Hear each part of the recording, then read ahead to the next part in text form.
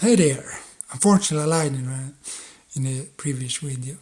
We will get to the best performance next video. We are at Sucker Punch from 2011, and this is the single disc version I have.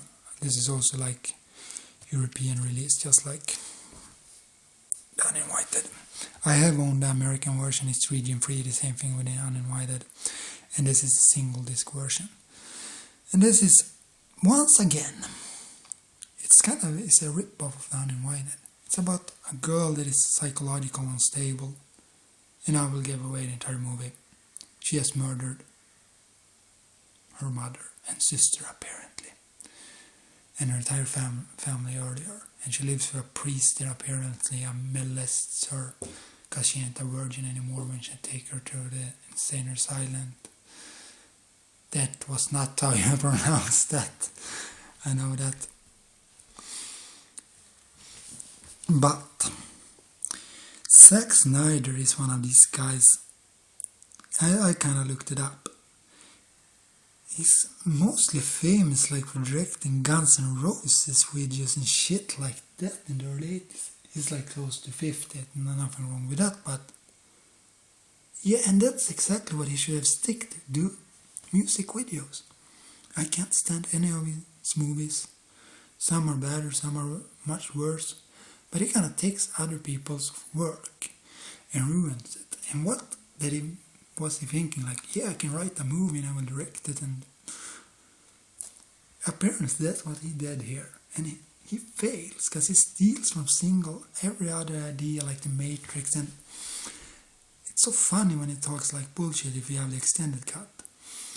Well, yeah, and we saw this type of technology that George Lucas like used.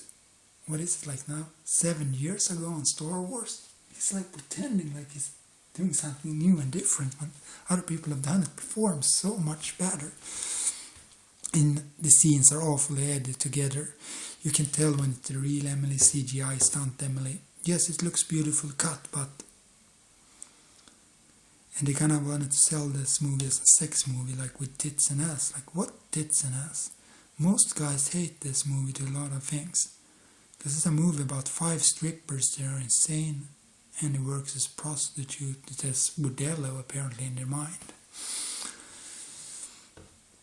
It's not really that much to say. This theatrical version is much better because the theatrical cut, the extended cut is awful.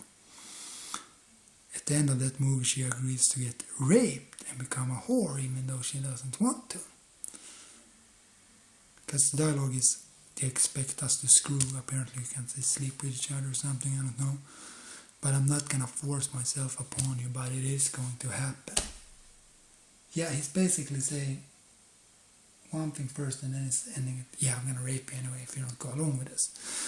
So I can understand why Warner Brothers or whatever decided to cut that for the theatrical version, because it's really demeaning to women if we should be honest. And as a guy you go like, doesn't really make any sense, and I can get why he cut down some of the action scenes as well, because they are kind of boring. The first one is kind of cool, like fantasy with statues and stuff like that, but this movie has literally nothing to offer. It's just eye candy, and it's bad eye candy, and the rest of the girls are so skanky so it's not true. It's like, yeah, I think I'm gonna become gay. If it wasn't for Emily, I would not watch this thing. This is like, even Red Riding Hood is better, and that's saying a lot because that's based like on a short book for little children. So hopefully she won't be doing more crap like this, and it probably won't be any sequels to this awful movie, thank God, at least not from Warner Brothers. And the movie is like a little bit more than a year old, but it was already like $5 at the beginning of the year, so it literally like bombed at the box office, bombed at sales.